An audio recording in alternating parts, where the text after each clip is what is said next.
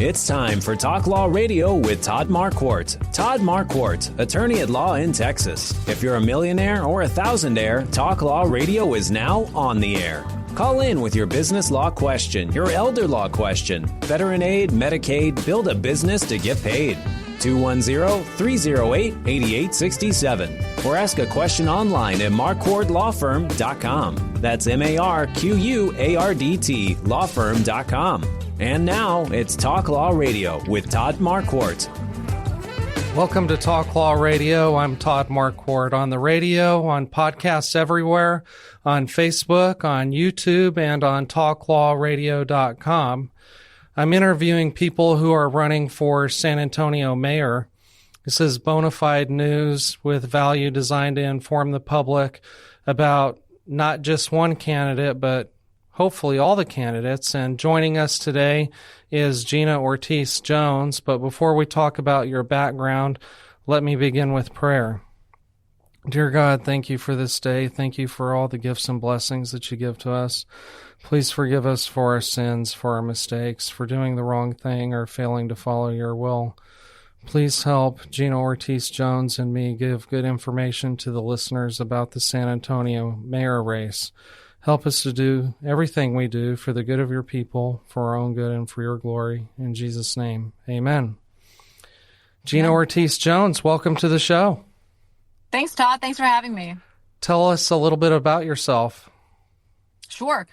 Well, I grew up on the far west side of San Antonio. I really like to share, though, that our family story starts over 40 years ago when my mom came to this very special country. My mom graduated from the #1 university in the Philippines, but she came here as a domestic helper. She knew even if she came to this country in that capacity, if she was willing to work hard, the sky's the limit, right? And so I know a lot of prayer went into that decision. She bet on herself, and she came here. And she reminded my sister and I every single day that we were lucky, not smart, lucky to have been born in this very special country. And we'd have to give back to a country that gave us so much. It's why I was honored to serve in the Air Force in a number of ways. And it's why my sister proudly serves in the Navy to this day. It wasn't always easy, though.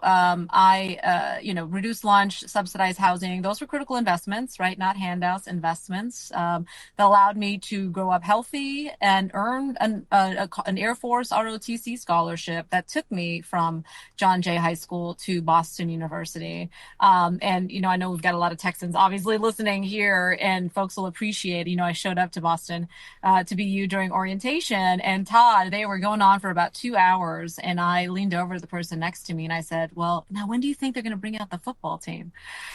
Little did I know before Google, right, that they had done away with the football team a couple of years prior due to Title IX. But you know what? Apparently lacrosse, field hockey, these are sports in some parts of the country. So, but, I was very thankful to be able to study there and have an experience there.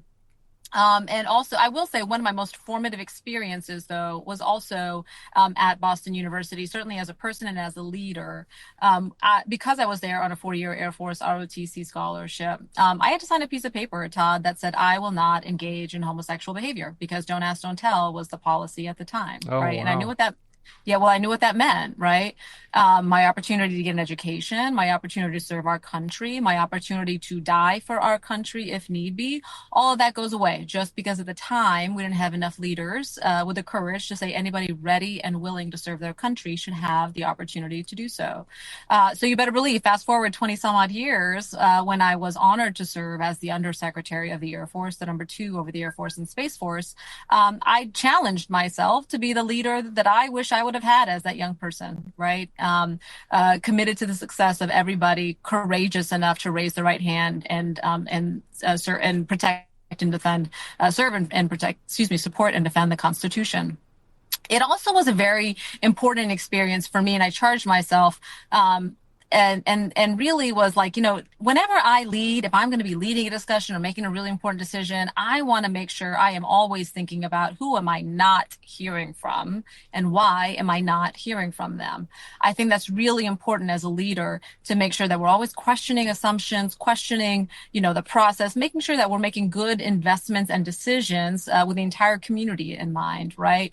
Unto whom much is given, much is expected. I know I'm that glad from that you my said own. all of that, because that's one of my questions to you about how you make decisions and what are some of your guiding principles. Yeah. Can we well, switch let me gears? just say, let me just wrap up that piece though, in that, not only was it, not only did I have that very formative experience, but as the undersecretary, I managed a $173 billion budget. I led 600,000 people, and I look forward to bringing that service and leadership to my own hometown, and certainly leading with urgency. And so for folks that may not listen to the entire interview, what I would say is please go to my website, GinaOrtizJones.com, and I've addressed the things that I want to work on in the first 100 days, right? That really get at what I think to be the most important, which is how can we bring down costs where we can, make smart investments where we must, and really bring more accountability to how our tax dollars are being spent. So happy to, answer a couple of questions. Okay, but that's really my leadership that was one of philosophy. them too. What would your priorities be? So you said bring costs down and help promote opportunities. How do you plan to do that? Yeah. So one of the things I think is really important is that we are addressing what I hear a lot about, Todd, housing affordability, right? And this looks depending on what your situation is, it is still tied to your ability to afford your housing payment or mortgage payment or your property taxes, right?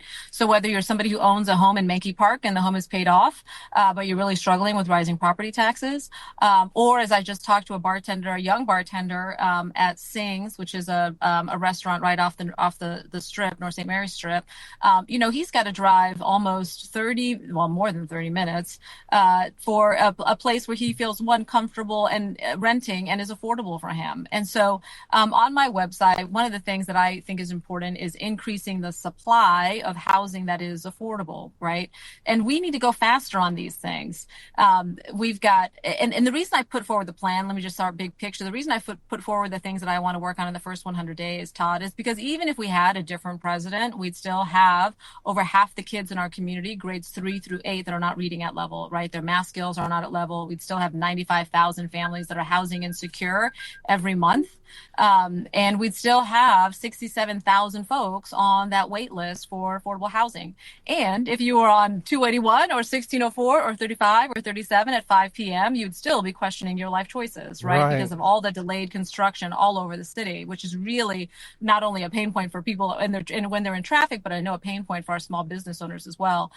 Which is why I said these are the things we really need to start to tackle again, because these challenges and opportunities, we have long admired them, and now we need to start working on them. So for example, first 100 days, hey, those housing projects that are 70 to 100% affordable, that co-locate childcare, that help us meet our transit-oriented objectives. City staff, help me understand how we can go faster on those things. Because I think, Todd, as you know, in your own life, when somebody shares something with you and says, hey, this is something that's really challenging me, that's really a vote of trust, trust that you'll hear them and trust that you'll try to do something about it, right? Which is why really have taken that and said, how can we go faster? What I think that also does is for those developers and those investors, it is a strong signal to them about the types of projects that are going to get our attention, right? For the last bond, the 2022 bond, only allotted for 4,000 affordable housing units. That's well short of what we need just based on some of the stats I described. I think it's really important, Todd, that we're also looking at how well some of the major investments we are currently making are working. One of those programs I want to take a hard look at is Ready to Work. Folks may remember this was a program that started during COVID. We had COVID dollars, right, from the federal government. And so I think a perfect example of where San Antonio's heart is in the right place, but the execution has shown that we have some areas to improve, right, based on the data that we now have. And so when you look at the data, and this is available on the website, on the Ready to Work website, 25% of the folks that go through that program, Todd, are still not in an approved job 12 months after finishing that program. Wow. Right? That means that we're not training people to need. Right? If we were training people to a need in our community, they would walk right into a job. They probably have a job before they finish the program, right? That is on top of the fact that we lose, and talking to some of the city council folks, we lose a lot of those graduates to Houston. I don't know about y'all, but I don't want to train people to be ready to work in Houston. Right. You got to work in San Antonio, right? And I think it's also really important that the program is working as it was originally sold to voters. Again, this was an intent to upskill folks to prepare them for other opportunities. What it has now turned into, unfortunately, is subsidizing some of the internal development programs at these multi-million-dollar corporations. And the challenge with that is that anybody who's worked in private knows that those companies were going to make those investments regardless, because everybody knows you need to train your folks. But that is not how the program was sold to us, right? And so and the idea is, and frankly, the explanation that they're doing that to improve the numbers, to juice the numbers, if you will, it's just not a good. Is not how the program was sold, and it is not well serving, I think, the community the best way it could. I think the new metric should be 90% of the folks should be in an approved job within 90 days. That means we are training people to need. And I saw this firsthand, Todd. I think it's really important as a leader that you go see how these things are working for yourself. So a great ready to work partner that we've got, they're on the south, well, they got a campus on the south side and on the north side. But they do, it's called Community Healthcare Professionals. And what they do is they train all the folks that they're not the doctor or the nurse in the clinic, but they're all those other folks that are making that clinic work, right? Your med tech, your biotech, your farm tech, your billing, your admin, and the ready to work students there are there on a $7,300 Pell Grant, right? The average student there is a young Latina, 26-year-old, couple kids, single mom, and she has put herself, on a path to a better life and a better job. And so again, those are examples of where the investments they make sense, because no one's going to AI their way out of drawing blood, right? And that's a real need in our community. Now, in other places, again, the program could be improved upon. I think it's also really important. We're thinking about major investments in our community. We're thinking about public safety. This is something I hear quite a bit about, whether you're talking about our unhoused population, and certainly just making sure we've got, our police officers and our firefighters are well resourced. It was important for me, again, to hear firsthand from them. And I'm quite concerned, when our police officer unions say that they are several hundred officers short, when you've got the fire union saying they're about 15 substations short. I think as a veteran, as somebody who's worked in national security my entire career, I'm always going to be very attuned to how well our first responders are prepared. Not only do we have enough, but hey, what is their readiness level? Okay, right? Anyone 30 who's worked seconds. in national security. Anyone who's worked in national security knows it's important that we're looking at how well these folks are ready to respond. Los Angeles has shown us we can't make assumptions when it comes to the readiness of our units. Thank you so much for joining us. That's the end of our segment. I wish you the best of luck. Okay. Thanks so much, Todd. Appreciate it. See you later. GinaOrtizJones.com. Thanks. Bye. Take care. Bye-bye.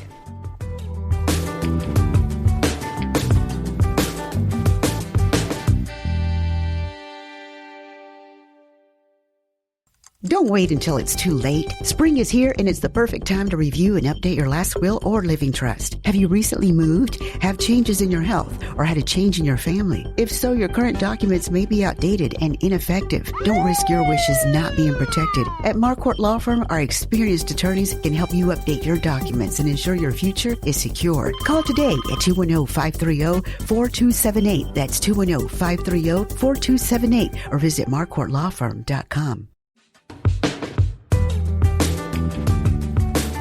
Welcome to Talk Law Radio, or welcome back. Hey, we're back after talking with Gina Ortiz Jones, one of the candidates for San Antonio mayor.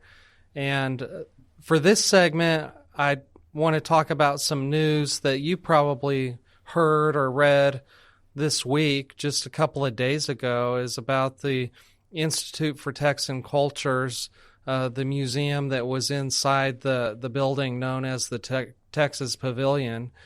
Well, the Conservation Society of San Antonio has filed a lawsuit to stop the Texas Pavilion from being demolished, which was scheduled to be demolished this summer, because the Conservation Society of San Antonio says that it's historic and we should keep it. We should use it for something else, because UTSA does have the right to move the Institute for Texan Cultures to wherever location it wants.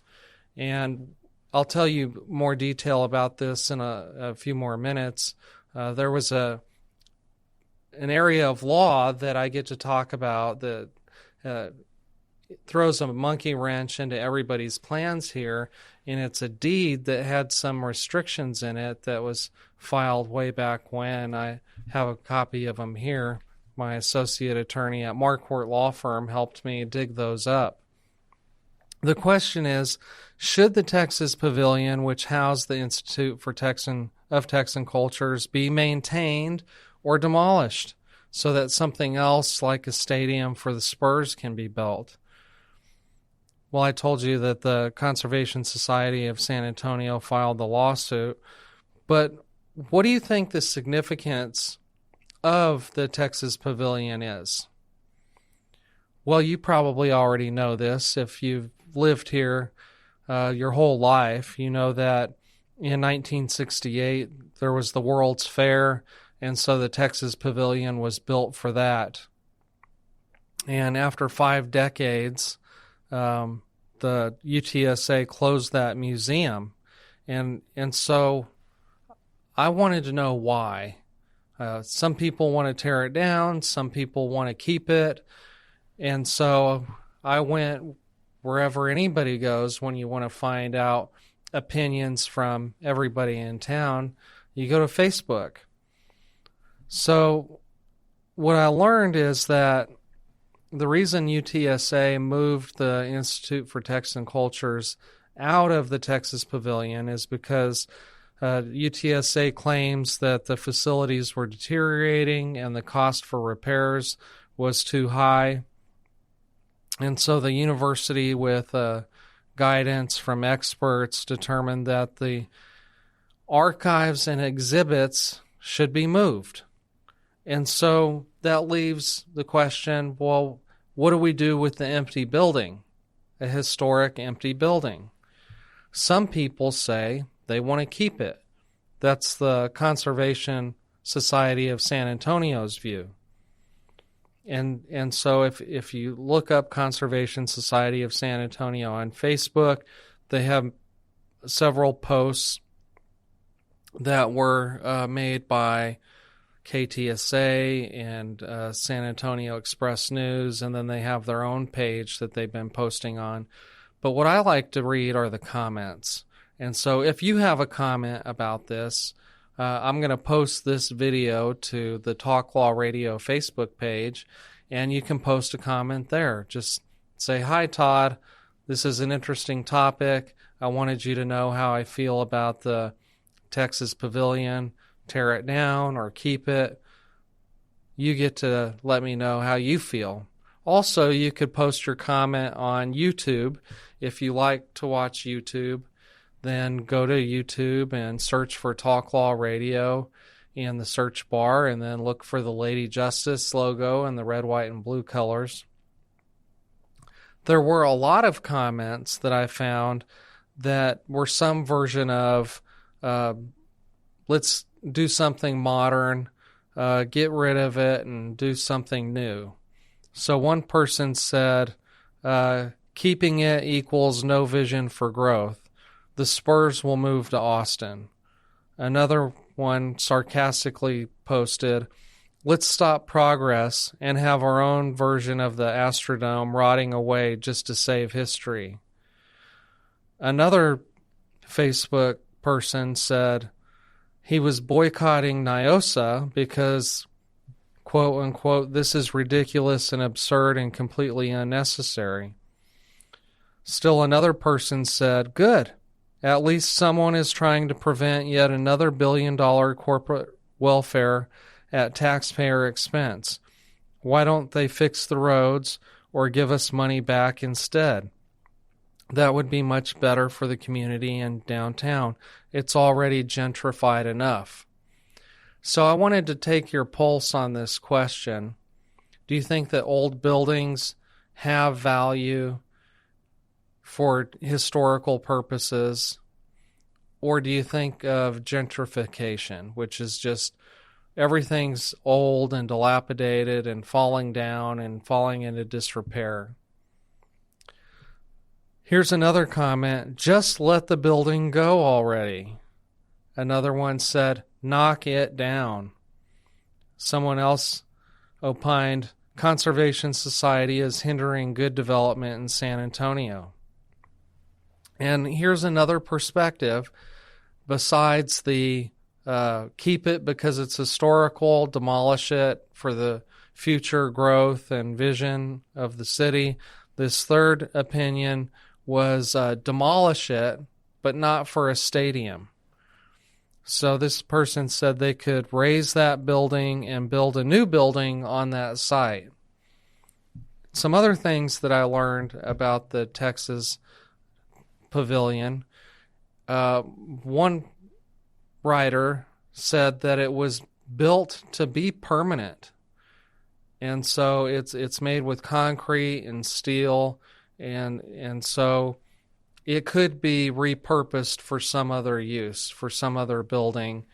The leader for the Conservation Society of San Antonio had mentioned maybe it could be used as a practice court for the Spurs. So I think that the Conservation Society of San Antonio is trying to let people know that it doesn't have anything against the Spurs, but I haven't mentioned it yet. This is a potential site for a new Spurs stadium. Whoever came up with Project Marvel has written about that or mentioned that in the news. There's so much confusion about that. I've been trying to get the mayoral candidates to talk about the Marvel project and whether the San Antonio Spurs and the San Antonio Missions should have facilities in that area of downtown. What do you think? Do you think that we need to build more stadiums and put them in a centralized location downtown? Or do you think we should do something else with that money? One of the guys in my circle of friends has said that he'll never forget when the Alamo Dome was built. And so there's some hard feelings about whether the city leaders at that time fulfilled all of their promises that they made about what the Alamo Dome was going to be like and the development of the city around it and how that really hasn't come to pass. So do you think that you would hold that against the leaders now, even though the people that made those decisions way back then probably aren't in city government anymore? Let me tell you about this deed. So the city of San Antonio signed over this property years ago. Let's see, when was it? It was February 14th, 1967. City of San Antonio, a Texas municipal corporation, acting by its city manager pursuant to ordinance number 34989, adopted November 23, 1966, for and in consideration of the development by the grantee of the hereinafter described land pursuant to the covenants to which this conveyance is made, subject hereinafter, has granted, sold, and conveyed, and by these presents does grant, sell, and convey unto the state of Texas all of the following described real property located in the city of San Antonio. The important part is on the next page where it says, grantee, state of Texas, and its successors and assigns covenant, that's promises, that it will construct and maintain a Texas State Exhibits building therein pursuant to Section 4 of Senate Bill 166 enacted by the 59th Legislature, and provide therein exhibits of the types named in Section 5 of said act, and or make other state of Texas uses of the premises that will be attractions to visitors to the city of San Antonio and the state of Texas. You'll find some of the media guys did mention this deed, but what they didn't find that my associate attorney Stetson Honey found is a correction deed that was filed a few months later. May 11th, 1967. This is breaking news. Nobody else is talking about this. I have to pat myself on the back for having a guy like Stetson Honey dig this up. So the correction deed doesn't change everything, but it shrinks down the covenant to just this. Grantee and its successors and assigns covenant that it will construct and maintain a Texas State Exhibits building therein, and or make other state of Texas uses of the premises that will be attractive to visitors to the city of San Antonio and the state of Texas. That could be anything. Let me know what you think. Post a comment, send me an email, host@talklawradio.com. I'm Todd Marquardt. I'll talk to you later.